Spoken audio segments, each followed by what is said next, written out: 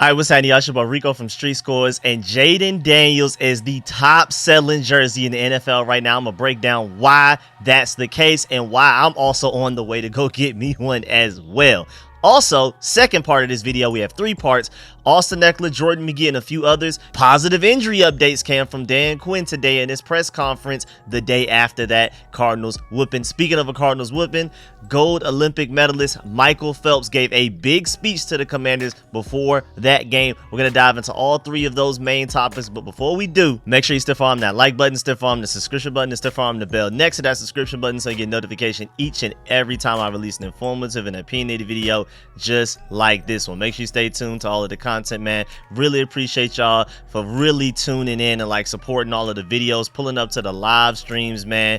Y'all are really the GOATs. Make sure y'all pull up because I will be live streaming this upcoming Cleveland Browns game as well. And also, if you're not a channel member, go become one because I will be knocking out some film sessions that's exclusive only for y'all. I'm already looking at a Johnny Newton film session. I'm looking at a Brandon Coleman film session. So make sure you stay tuned for those. And yeah, man, instead of wasting more of y'all time, let's go ahead and dive into this video. Let's get it. Adam.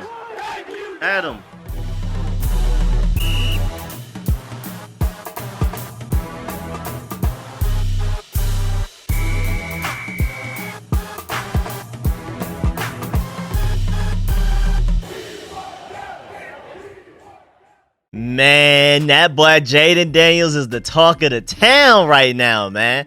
Everywhere you look, everybody's praising him. I mean, it's a weird feeling to be a Commanders fan, and your quarterback is the one being praised the most right now out of all of them. Honestly, he is literally the talk of the town. And you already know, I'm gathering up all of those praises from national media, football experts, coaches, players, and I'm going to give them to all of y'all in a video soon, just like I did last week. So be on the lookout for that. But it's fans too, man. Right now, Jayden Daniels' jerseys, both of them, he has two. Like if you're looking at the top four jerseys, if you look on the screen right now, two of his jerseys are both the #1 and the #2 top selling jerseys in the NFL right now on the official NFL shop site right now. Jordan Love is third, technically second if we're talking about people, and then CJ Stroud's jersey is fourth, technically third if we're talking about people. But Jayden Daniels eats up the top two jersey sales right now. The top two. I'm not playing with y'all. And honestly, I'm looking like, man, I'm trimmed because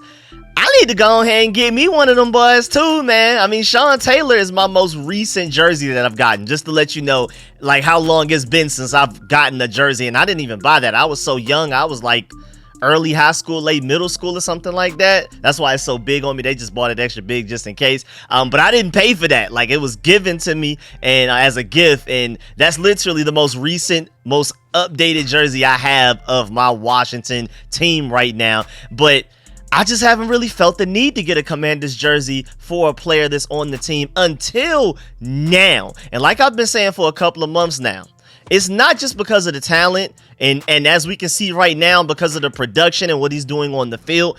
It's also because he's literally starting to look like the Anthony Edwards of the NFL. And y'all already know Anthony Edwards is my favorite athlete of any sport of all time by far. And what I mean by that, Jayden Daniels is starting to look more like Ant by the day. I'm talking about the personality and the trash talking. Like, yeah, he's single-handedly taking over a franchise and carrying a depressed fandom of a city on his back right now. But most importantly for me to be a true fan of you, to want to buy all of your merch, if you come out with a shoe, I'm gonna get that shoe. You know, I already got a few AE1s, you know what I'm saying? I wasn't playing about that. I gotta support my Atlanta. But Jayden Daniels from Cali played for LSU. I don't really have much of an excuse to root for this guy other than the fact of what he's doing for the Commanders right now. But most importantly, my point is the trash talking, because not only is he dominant right now, but he's trash talking while doing it. And when he told them Cardinals players straight to their face, straight to their eyes, looking them dead in their eyes before we went into halftime in that Cardinals game, y'all not effing with me. The exact quote, but he's actually said the F word in it. I was sold. That was, I mean, I feel like I was already sold, but now I'm like double, triple sold because I've been noticing him talking a bunch of trash all off season. Like Jahan Dawson, before we traded him, said Jayden Daniels goes out of his way to remind him that Penn State is trash for no reason unprovoked, like just completely out of nowhere, not even talking about college football. Hey, you know your Penn State Lions are still trash, right? You know what I'm saying? Just super petty, unnecessary, obnoxious trash talk. And that's literally me and my friend group. If you ever get a chance to hang out with me and all of us, man. I mean, that's like the literal petty that we are, exactly. And then even Bobby Wagner said, like, I remember at some point in the offseason, he said that Jayden Daniels not only believes that he's the best like basketball player on the team and like the KD of football. Bobby Wagner said that Jayden Daniels acts like he's like literally the KD of KD, like literally KD in basketball. Like literally he could go up against KD and beat him. That's the type of ego that he has. And of course Bobby Wagner disagreed wholeheartedly. Bobby Wagner even feels like he can beat Jayden Daniels, but that's just the type of personality that Jayden Daniels has, and that's the level of trash talk and confidence that I'm always going to get behind, man. I don't think I've ever liked a Washington player more for his personality than Jayden Daniels in my lifetime, probably, y'all. I'm not gonna lie. I need that jersey just from that alone. I may need to get more than one. I'm gonna need him to come out with a shoe line. Go ahead and sign him to something, get a shoe out there, because I need to go ahead and get that Jayden Daniels shoe, just like I got a couple of AE1s already. And then you add the winning and the breaking NFL records and the fact that he's in the NFL MVP race right now. Like, come on, dog. There's no reason not to go ahead and run up. He's the #1 selling jersey. Well, that's about to continue when I go and get a couple. I ain't gonna lie to you. Now, moving on. Dan Quinn, also in his press conference today, he said that some of the injured guys are trending in the right direction right now. He was talking Jordan McGee, Marcus Mariota. They're both eligible to come off of IR this week. That's interesting. He said that we'll find out later this week about Austin Eckler coming back from a concussion and guard Nick Allegretti, but so far post-game x-rays are negative on Allegretti. We're going to talk about him as well. We're going to talk about everybody, all of those 4 names that I just mentioned. We're going to go in order of arguably importance right now. But just to remind y'all, if they choose to this week, now that they're eligible, they can bring them back, allow them to practice, and then they'll have a 3-week window to officially activate them off the IR. Let's see if we go ahead and get that process going, please, man. And again, Dan Quinn did in fact say, quote, people are trending in the right direction, unquote. Now that doesn't necessarily mean that they're about to be back immediately and very soon, but that's great news. Starting with Austin Eckler. Now, even though Jeremy McNichols stepped up big time these past 6 quarters, I would say, against the Bengals and the Cardinals, especially on the ground, and don't forget pass protection wise as well. He's been blocking his tail off, getting Jayden Daniels a bunch of time to throw the ball.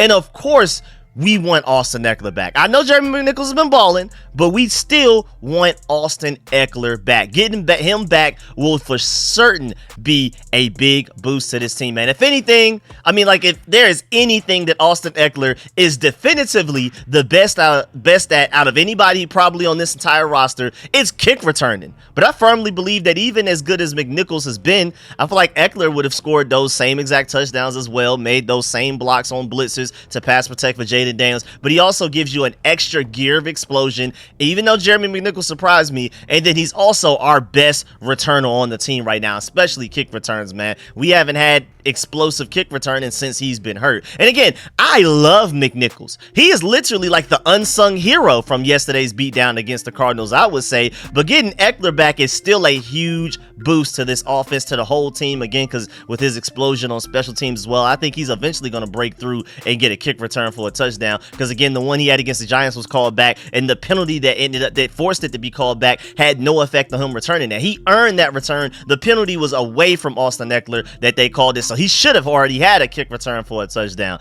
But man, I mean, we're already like the best offense in the NFL right now. You add Austin Eckler back to it, that gives us a whole nother gear, man. I'm so excited, and I feel like not only does McNichols deserve credit for stepping up in place of the injured Austin Eckler for the past 6 quarters, but also we got to show some love to Brian Robinson for stepping his game up, and also the offensive line for stepping their games up, and most importantly, Cliff Kingsbury for orchestrating the league's best offense without one of his most explosive players in Austin Eckler. But still, definitely prefer to have Austin Eckler than to not have him. I'm hoping he does in fact return this week against the Browns, who will be the best defense we have faced so far this season, in my opinion. So please get well soon, Austin Eckler. For if anything, I mean, at the very base of it all, I just want him to make sure he's good mentally, like long-term life outside of football wise, because concussions can be serious. They can add up. I hope he's good to go just life wise. I hope he can, enjoy his family, be around with his kids and all of that type of stuff, live a nice, long, healthy life, mentally, physically, all of that. Now moving on, next up is Jayden McGee. I love hearing that name, and I know a lot of fans probably don't even know who he is. I know a lot of fans also probably even know who he is, but don't understand why I'm so excited about him potentially coming back. But let me just go ahead and break it down like this. We could just pretty much start in chronological order. We could take it all the way back to before the NFL draft. After we signed Bobby Wagner and Frankie Louvu, I was saying this could be the best linebacking core in the entire NFL if they can find a guy who can cover in that linebacker group to add to that two that we already had and Jamin Davis. That was the linebacking core's most obvious weakness, in my opinion. Like, obviously, this is what we're lacking the most in this linebacker group that's basically keeping it from being arguably the best in the NFL. And you can see that being a true thing for the most part through these first 4 games. Our coverage from the linebackers have not been up to where we'd hoped. But then we finally addressed linebacker coverage by drafting Jayden McGee in the 5th round of the 2024 NFL draft late April. Arguably the most athletic linebacker in the entire draft class out of, literally anybody that was drafted, and arguably one of the most athletic players out of the entire draft from any team, any player. I mean, he moves way quicker and faster than a guy his size should be able to. It's ridiculous stuff. And then on top of that, he also has good coverage instinct. So he's not just a guy that's explosive, can move really well and cover really well when things are obvious. He's also mentally aware, has a high IQ, and has some pretty good coverage instincts. He understands route concepts and things like that. So I was immediately excited about Adam Peters and Dan Quinn and those guys seeing the same thing that I saw. We have a coverage problem in this linebacker group, so why not draft a guy who excels in coverage? Now, granted, 5th round rookie, so I lowered my early expectations for him, especially as far as like the early part of the season wise, but I ultimately feel like he is the answer to that problem, especially long term. Now, granted, Wagner and Louvu can learn the system. They can gain better chemistry with the guys around them, like the secondary, the defensive line and everything, and even with amongst each other, the rest of the other linebackers, including themselves, and that will make them better coverage linebackers within this scheme just naturally from playing more with each other, everything like that. But if you want a linebacker that can just straight up cover people, Jayden McGee, based off of his college tape and his athletic profile, seems to be your guy. I mean, Wagner is the quarterback of the defense, the brains of the defense, the dominant run stopper. That's his thing. Frankie Louvu is the heat-seeking missile that sets the tone in the run game, makes great run stops behind the line of scrimmage out in the open field, and also a heat-seeking missile while blitzing from off the edge and up the A-gap to go after quarterbacks. And he can cover better than Wagner, I would say, at this point, especially in this point in Wagner's career and age, but he's not a designated erase this tight end from the game type of linebacker. Like, remember what Levante David did to Travis Kelce when the Tom Brady-led Buccaneers beat the Chiefs in the Super Bowl? I'm talking that. And I'm not saying McGee is that already or ever will be, but I am saying that he gives us our best shot out of anybody on this current roster to be that, especially out of the linebackers. I feel like Jeremy Chin, Tyler Owens, Dominique Hampton, those big athletic safeties, they're just based off of their build and athleticism. Maybe they can do it as well, but I want a linebacker that can do that. And like a linebacker, because these guys, they can play around the box, but I don't expect them to necessarily plug a hole for a run of no gain on 3rd and 1. Jayden McGee, with him being a linebacker, can give you that. That's something Jeremy Chin and as much as I love Tyler Owens and I'm excited about Dominique Hampton as well, I don't really see them ever being those type of guys. They're not built like linebackers. They're not used to working in the trenches like that with A-gap run fit type of stuff. All in one person. We're talking about that coverage to take away a tight end, to cover running backs running wheel routes out of the backfield, to stop the run on 3rd and 1, goal line situations, all in one person. Again, not saying he'll become that for sure, but the potential is definitely there. Remember, Louisville was praising him all training camp and kept saying things like he's way ahead of where a rookie should be as far as development and understanding the defense at this point in his early career. And if anybody has a good eye for linebacker talent and knowing what it takes to be a good young linebacker, it would be Frankie Louisville, right? So I want to trust him on that. The same way Quinn Kingsbury and the O-line were hyping up Jayden Daniels all off season, Louisville had like a couple of weeks of a stretch of doing that for Jordan McGee. So if you don't believe me, at least take Louisville's word for it. I really believe in this guy. And even though the defense played his best game of the season by far against the Cardinals just yesterday, we still have obvious areas in need of improvement. And I would say that just coverage overall for the entire defense in general could be better. Also, of course, pass rush that will help the coverage. But even more specifically, coverage from the linebacker group specifically, especially in the middle of the field and in the flats. Teams have been killing us underneath and across the short intermediate range of the middle of the field all season so far. Even the Cardinals got us there sometimes. So I just personally feel like when the game slows down for Jordan McGee, because you have to remember he is a 5th round rookie that missed a significant part of the offseason, and so far this entire regular season so far, he's the rookiest rookie we have on the team right now. Even Javonte Jean-Baptiste, the 7th round pick, has played a few snaps so far this season. So he would be the rawest of all of our rookies as far as time to prepare to by the time he does come back and is healthy. And you see how long it's taken our veterans to even get going. So when he does come back, give him a little bit of grace and a patience. But when he does figure it out and the game slows down for him, I think he could be a huge boost to this already improving defense. I feel like if he comes back from injury fully healthy and is even a fraction of what I think he can become, we will be sitting around looking like, man, this Joe Witt Jr. defense is really starting to cook something up right now. The offense, elite, unstoppable. Once the defense even catches up a little bit, and I think Jordan McGee could be potentially like a big part of that, I think our defense can also be great. And then this team, the sky's the limit at that point, man. Now moving on, also Nick Allegretti was mentioned in those list of injuries, and it's seeming like he may be good to go, and that is huge, man. Pro Football Focus has him graded as the 8th best pass blocking guard in the entire NFL. That's literally playing at a Pro Bowl level right now. You want to know why Jayden Daniels and this offense has been so efficient and everything has just looked so easy so far? It's because this offensive line is pass blocking at an elite level across the board, and you can say that Nick Allegretti is arguably the best at protecting Jayden Daniels out of the entire offensive line this season. So I really don't want to have to play any games without him, dog. Please. So please, Nick Allegretti, be healthy. And then I'm not gonna lie, we just skipped over Marcus Mariota on purpose. I'm not even really gonna talk about that. I'm hoping there's never a reason to ever have to go on the field for us outside of the preseason. So we're just gonna go ahead and move smooth past that like that wasn't even a thing. Now, lastly, before we go, Dan Quinn in his press conference today also mentioned that the team got a message from Michael Phelps on Saturday morning, and it worked. So this is an interesting situation. Shouts out to Sports Illustrated. You have this written by Albert Breer himself. He wrote in the article, 23-time Olympic gold medalist Michael Phelps, who ran into some circles living in Arizona, as Ertz and his wife Julie, who was also an Olympian, stopped by the team's walkthrough Saturday morning to address the group. And even though the Maryland natives, Michael Phelps is from Maryland, rooting interests are for the DMV's other NFL team, so I think he's actually technically like a Baltimore Ravens fan, he still took the time to deliver a message that rang true with a group of players and coaches on the front of trying to build a champion. Phelps wasn't in front of the team for long, but he made his words count.